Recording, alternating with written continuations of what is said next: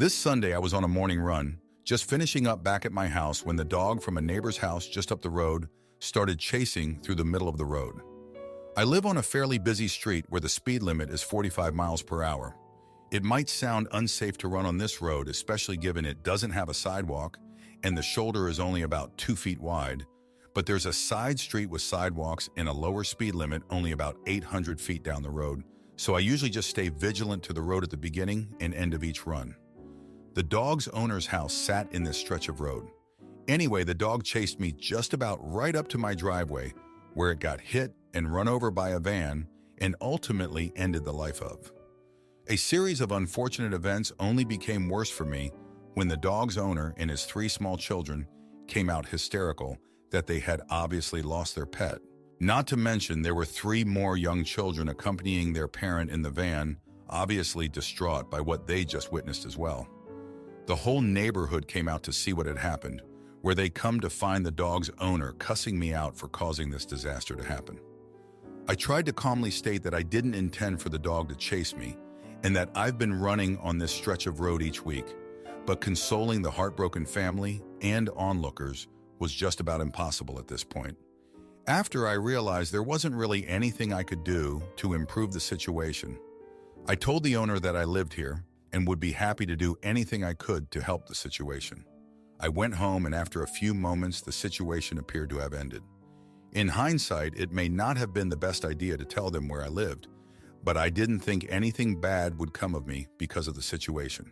I was on the opposite side of the road, facing oncoming traffic from the house, and I maintained my rate of speed and direction as I went by. I figured the dog should have been put on a leash if it had a history of sprinting off. As it turns out, the owner of the dog is also the head of the highway department in my town and has a lot of pull in the community. He's since gone on an angry tirade on the community Facebook page, accusing me of causing the incident. I still in no way think this is my fault, but I have no idea how I'll convince the town I'm not at fault in the situation, given the neighbors' influence in my small community. Moving is not really an option at this point, as I live in the same town my elderly parents are, where I spend a few days each week taking care of them. I'm just worried about going to the store and ending up in a confrontation without people being able to hear my side through. Please let me know if there was any way I could have handled this situation better. Now for a few comments before the update. Comment 1, NTA. You go on that community Facebook page and you reply, "I am so very sorry for what happened to your family pet, but I am not sure what I was supposed to do in this situation, where a strange dog, not on a leash, not in a fenced yard, was not under control of its owner, started running slouch, chasing after me while I was on my daily run on the opposite side of the road. Please explain to me how I caused this event and what you think I should have done." This puts this tragedy back on him to explain himself, not only to you, but the others in the community. Comment 2. Not the idiot. The dog's owner is wholly at fault for not keeping him safe. I mean, unless you were actively baiting him with chicken and luring him into the street, which of course you weren't. Nope, still wouldn't be at fault. People who have difficulty accepting the consequences of their actions, or in this case inactions, will often pin the blame on anyone else they can, so they don't have to make any changes to their own behavior or go through the discomfort of knowing they were wrong. Now for the update. Thanks for reading my last post. So it's been 3 months since that awful morning, and things have been pretty rough. Right after the incident, I tried to lay low, hoping the whole thing would blow over. But it didn't. The neighbor, who I'll just call Mr. Highway, kept up his campaign against me. He even went as far as putting up flyers around town, warning people about the reckless runner who caused his family's tragedy. One day I was at the grocery store just trying to pick up some essentials when I overheard a couple of people whispering about me. They didn't know I was right there, and I heard one of them say, "That's the guy who got the dog, ended the life of..." It was like a punch to the gut. I quickly finished my shopping and got out of there, but it was clear that Mr. Highway's influence was strong. A few weeks later, I was out for another run, this time taking a different route to avoid any more confrontations. As I was running, I noticed a car following me slowly. It was unnerving, but I tried to ignore it. Eventually, the car pulled up beside me, and the driver rolled down the window. It was one of Mr. Highway's friends. He started yelling at me, calling me all sorts of names and blaming me for the dog's death. I tried to explain that it wasn't my fault, but he wasn't having any of it. He drove off, leaving me shaken and upset. That night I couldn't sleep. I kept replaying the incident in my head, wondering if there was something I could have done differently. I knew the dog should have been on a leash, but I couldn't shake the feeling of guilt. I decided to talk to my parents about it the next day. They were supportive, as always, but they didn't have any solutions for me. They just told me to keep my head down and try to avoid any more trouble. A month later, things took a turn for the worse. I came home from work one day to find my house had been vandalized. Someone had spray-painted "Dog Unalived" on my garage door and smashed a few windows. I was furious and called the police, but they didn't seem too interested in helping. They took a report, but I could tell they didn't think it was a big deal. I felt completely helpless. Around this time, I started noticing that my parents' health was declining. My dad had been having trouble with his memory, and my mom was getting weaker. I was spending more and more time at their house, trying to take care of them and keep up with my own life. It was exhausting, but I didn't have a choice. I couldn't leave them to fend for themselves. One evening, while I was at my parents' house, my mom pulled me aside. She told me that she had heard some rumors about Mr. Highway's family. Apparently, his wife had left him a few years ago, and he had been struggling to take care of the kids on his own. She said that he had a lot of anger issues and had been known to take it out on others. It made sense given how he had been treating me, but it didn't make me feel any better. A few days later, I got a call from one of my neighbors.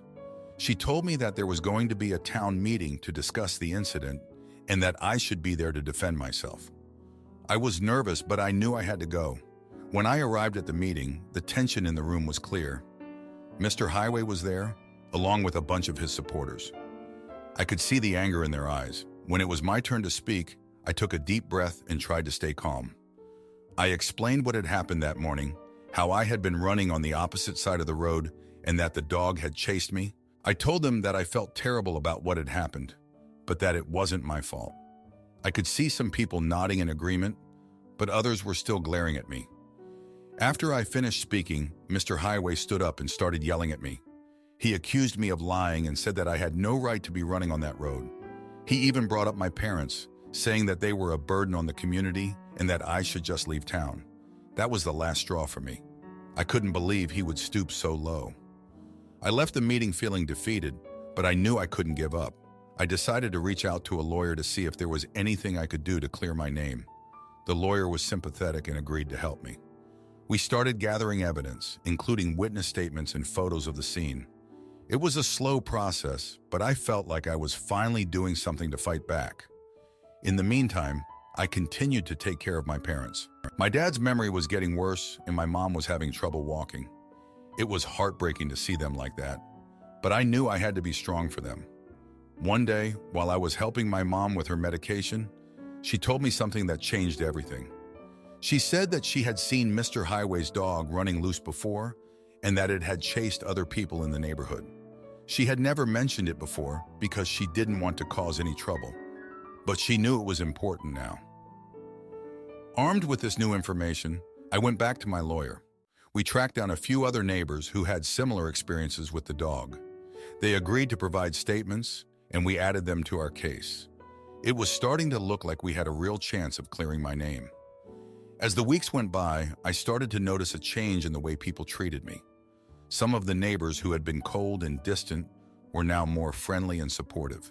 It seemed like word was getting out that I wasn't the monster Mr. Highway had made me out to be. It was a small victory, but it gave me hope. Finally, after months of stress and uncertainty, we had our day in court. The judge listened to both sides and reviewed all the evidence. In the end, he ruled in my favor, stating that the dog's owner was responsible for keeping it on a leash and that I was not at fault for the incident. It was a huge relief, and I felt like a weight had been lifted off my shoulders. But before I tell you about what happened next, I need to explain something about Mr. Highway. It turns out that his anger and bitterness stemmed from a lot of personal issues. He had lost his job at the highway department due to budget cuts, and his wife had left him shortly after. He was struggling to raise his kids on his own and was dealing with a lot of unresolved anger. Knowing this didn't excuse his behavior, but it helped me understand why he had been so relentless in his campaign against me. In the end, I decided to stay in town and continue taking care of my parents. I knew it wouldn't be easy, but I felt like I had finally cleared my name and could start to rebuild my life. Thanks for reading. Am I the idiot for leaving my partner's brother's wedding early because his wife felt threatened by my presence? I, 25-year-old female, and my partner Alex, 24-year-old male, went to his brother Luke's, 30-year-old male, wedding this past weekend, and I left early, which has caused a lot of drama with his family. I have been dating Alex for 3 years, and we've been living together for 2. I think I'm pretty close with his family. I go to every holiday. We visit his parents very often. His mom often takes me out for lunch, and we run errands together. I talk to Luke and their sister both almost every day. We house dog sit for Luke and Tanya, 30-year-old female, Luke's now wife, often, etc. I talk to Tanya all the time. We go out for coffee dates, etc. We were pretty close, I think. Anyway, the wedding. I'm Alex's +1. He's a groomsman. I am not invited to the ceremony, but that's all right. I figure there's limited space. I arrive at the reception, and the plan was that I was sitting with Alex, Luke, and Tanya's parents, since I know them both well. Change of plans last minute. I'm actually moved to a table in the corner with the DJ and whichever cooks and servers were taking their break at that time. I will admit I was hurt and feeling anxious since the reception was huge and I wasn't around anyone I knew. I am pretty socially anxious in crowds and with strangers. But I sucked it up and made small talk and was pleasant in general because it's not my day. After dinner, the parents' table was only about 3/4 full because some couldn't make it, so they invite me over. I go to sit with them, but Tanya pulled me aside and said I can't sit at the family table because photographers will be taking photos. Alex tries to come dance with me, but Tanya tells him that he should stay at the wedding party table so that it isn't empty for photos. Luke, the groom, eventually asks if I want to dance with him, since I've been sitting alone, and he considers me his bonus little sister, and he wants a dance with all of his family members at his wedding. But Tanya rushed in after about 30 seconds of dancing and pulled him away for something important. I was getting the hint at this point. It was pretty clear I wasn't very welcome here, but I still don't know why. I caught Alex quickly to say I wasn't feeling well and I'd see him at home. I made my goodbyes, congratulated Luke and Tanya for their wedding, and ducked out. Well, Alex is pissed at Tanya because I told him everything after a cooling down period. Tanya is pissed at me for leaving early. Parents seem to be mad at me for refusing to socialize. I haven't told them anything. Luke apologized to me, but is otherwise staying out of it. The whole family is kind of in a fight now. I feel like it's my fault because I left early, but I don't even know how anyone noticed with how many people were there. I honestly figured I wouldn't be missed. I was just honestly really uncomfortable and really didn't want to be there anymore. But I guess it was a wedding and maybe I should have just sucked it up. Am I the jerk? To add, I dressed up for the wedding. I had my dress approved by the bride beforehand, but I wore makeup and did my hair and generally looked much nicer than usual. The bride is very upset that family, which included her now husband, commented that I looked nice, and that seems to be the root of the problem. More info in comments. Now, for a few comments before the update. Comment 1. My husband was the best man in a wedding. He sat up at a head table that was stretched across the front, not a round table, but one where the entire bridal party was in a row. Only the bridal party sat there, no spouses, so I was seated at a table with other people I'd never met. I did my best to chat, but was somewhat uncomfortable. Although I was allowed to dance with my husband after dinner, fiancé at the time, we weren't told we had to sit there all night. It's ridiculous that you are the groom's brother's girlfriend and were put at a table with the help. That just sounds mean. Tanya clearly does not consider you family and made sure you were uncomfortable. Tell people your side of the story without any emotion. They'll realize how mean she is, but you're not the idiot. Comment 2. Oh boy, big update if anyone is interested. Like many of you suggested, I sent the family the text I received from Tanya. Parents apologized profusely, but that's not even the half of it. I guess Tanya denied sending me anything and said I made it up because I never liked her. Luke went through her phone and ended up finding a lot more. Apparently, Tanya has been cheating for a while. Luke found messages and he's going to come over shortly to stay on my and Alex's couch for a bit. That's all I'll say. This has officially gone way further than I thought it would. Thanks to everyone that gave me support and advice. Now for the update. Hey everyone, thanks for reading. So things have gotten even more complicated since the wedding. The day after the wedding, Alex and I had a long talk. He was still upset with Tanya, but he was also worried about how this whole situation was affecting our relationship. We decided to visit his parents to try and clear the air. When we got there, it was clear that they were still upset with me. I tried to explain my side of the story, but they seemed more interested in defending Tanya. They said that weddings are stressful and that I should have been more understanding. I left feeling even worse than before. The next day, Alex went to talk to Luke. He wanted to get to the bottom of why Tanya was so upset with me. Luke admitted that Tanya had been feeling insecure ever since she overheard some family members saying that I looked nicer than her at the wedding. This was news to me, and it made me feel terrible. I never intended to outshine the bride on her big day. Luke said he tried to calm Tanya down, but she was convinced that I had done it on purpose. Later that evening, Tanya called me. She was still angry and accused me of trying to steal the spotlight. I tried to apologize and explain that I had no idea anyone would say such things, but she wasn't having it. She said some pretty hurtful things, and by the end of the call, I was in tears. Alex tried to comfort me, but I could tell he was torn between supporting me and not wanting to upset his family further. The following day, I decided to take a break from all the drama and went to visit my own family. I needed some space to think. While I was there, I got a call from Alex. He sounded stressed and said that things had escalated. Apparently, Tanya had told the rest of the family that I had been rude to her on the phone and that I had no respect for her or the family. This was a complete lie, but it seemed like everyone believed her. Alex's parents called him and said that they were disappointed in me and that they didn't want me around for a while. Feeling completely isolated, I decided to stay with my family for a few more days. During this time, I started to reflect on my relationship with Alex and his family. I realized that this wasn't the first time Tanya had made me feel unwelcome. There had been other instances where she had made snide comments about my appearance or my relationship with Alex. I had always brushed them off, thinking she was just having a bad day or was stressed about the wedding, but now it seemed like there was a pattern. I also thought about my relationship with Alex. He had always been supportive, but I could tell that this situation was putting a strain on us. He was caught in the middle, and I didn't want to make things harder for him. But at the same time, I couldn't keep putting myself in situations where I felt unwelcome and disrespected. When I finally returned home, Alex and I had another long talk. He admitted that he was struggling to balance his loyalty to his family with his love for me. He said he wanted to support me, but he also didn't want to alienate his family. I told him that I understood, but that I couldn't keep putting myself in situations where I felt unwelcome and disrespected. We decided to take a break from visiting his family for a while and focus on our relationship.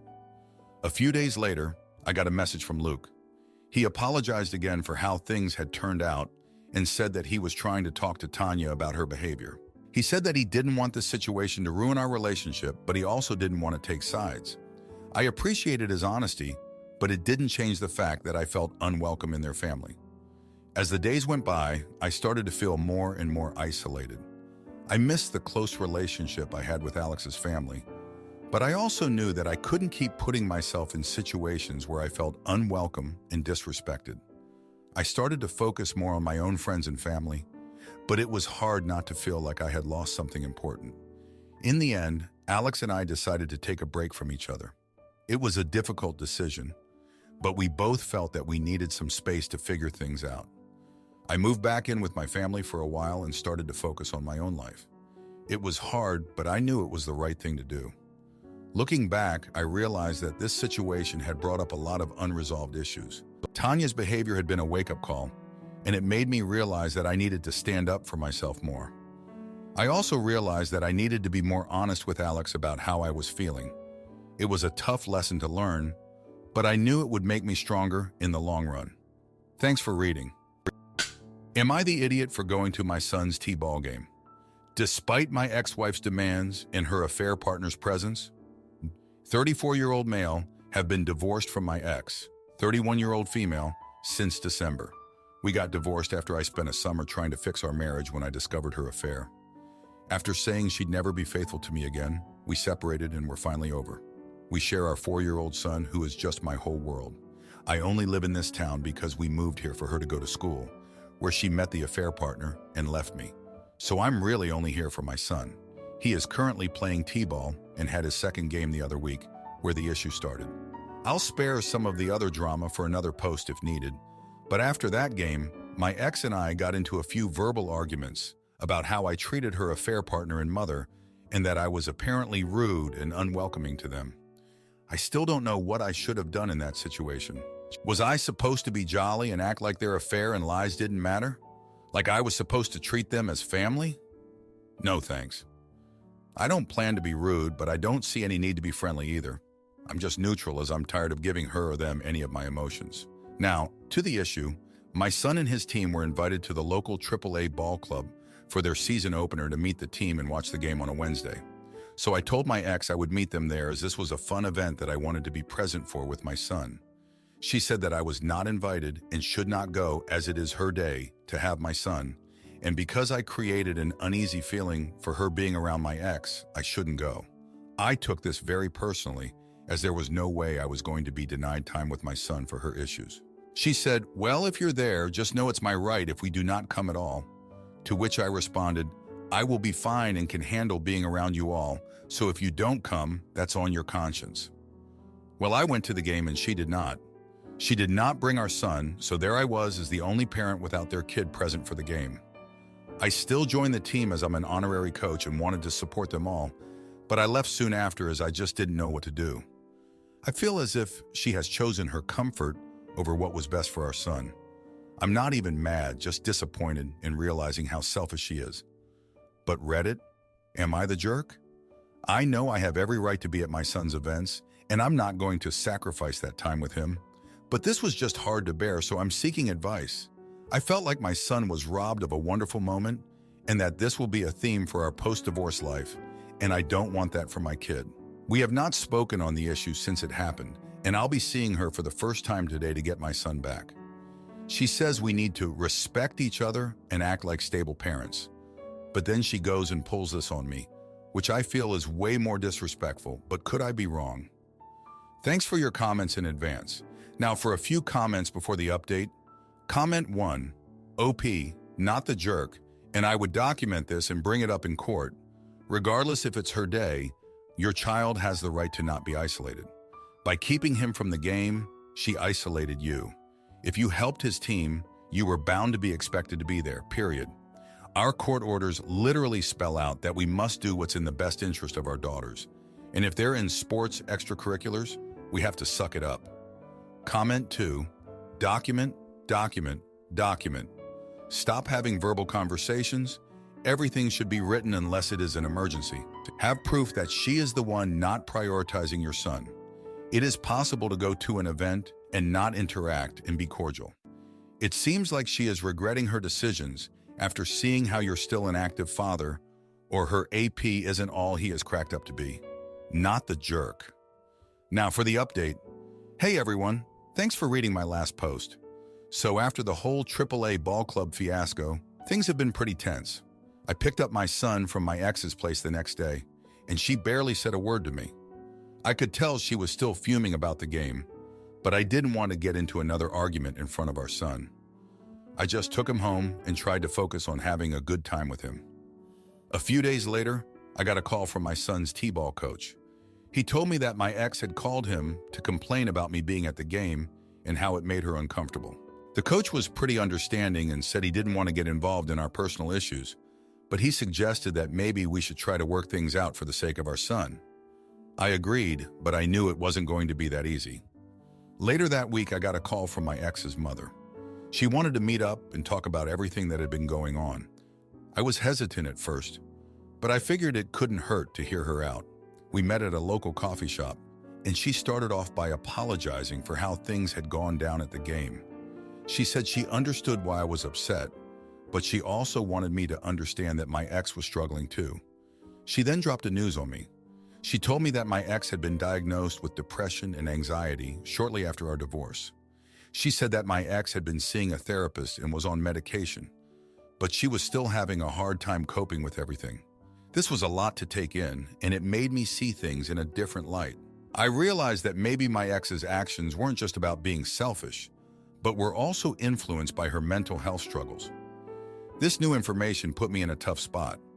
On one hand, I wanted to be there for my son and make sure he didn't miss out on important events. On the other hand, I didn't want to make things harder for my ex, especially if she was dealing with mental health issues. I decided to talk to her about it and see if we could come to some sort of compromise. When I brought it up to her, she was initially defensive. She didn't want to admit that she was struggling, but eventually she broke down and told me everything. She said she felt like a failure as a mother and that she was scared of losing our son. She admitted that she had been trying to push me away because she didn't know how to handle her feelings. It was a really emotional conversation, and it made me realize that we both needed to work on our communication. We decided to try co-parenting counseling to help us navigate our new relationship as co-parents. The first few sessions were tough, but they helped us understand each other better. We learned how to communicate without getting into arguments and how to put our son's needs first. It wasn't easy, but it was a step in the right direction. In the meantime, my son had another t-ball game. This time, my ex and I agreed to both be there, but to keep our distance from each other. It was awkward at first, but it went surprisingly well. We both cheered for our son and made sure he knew we were there for him. It felt like a small victory, and it gave me hope that we could make this work. However, things took another turn when I found out that my ex had been talking to her affair partner again. I was furious and felt betrayed all over again. I confronted her about it, and she admitted that she had been seeing him behind my back. She said she was confused and didn't know what she wanted, but it felt like a slap in the face after everything we had been through. This revelation forced me to make a hard choice. I had to decide whether to continue trying to work things out with her for the sake of our son, or to cut ties and focus on being the best father I could be on my own. It was a difficult decision, but I knew I couldn't keep putting myself through this emotional roller coaster. I decided to focus on my son and my own well-being. I told my ex that I would always be there for our son, but that I couldn't keep getting dragged into her drama. I needed to set boundaries and protect myself from getting hurt again. It was a tough conversation, but it felt like the right thing to do. As for my son, he's been doing great. He's really enjoying t-ball, and it's been a great way for us to bond. I've been trying to be more present and involved in his life, and it's been really rewarding. I know there will be more challenges ahead, but I'm determined to be the best father I can be. Thanks for reading. If you like this video, you'll probably like these too. Also, while you're here, please consider subscribing. It's your support that keeps this channel alive and allows me to make better and longer videos. Have a great day!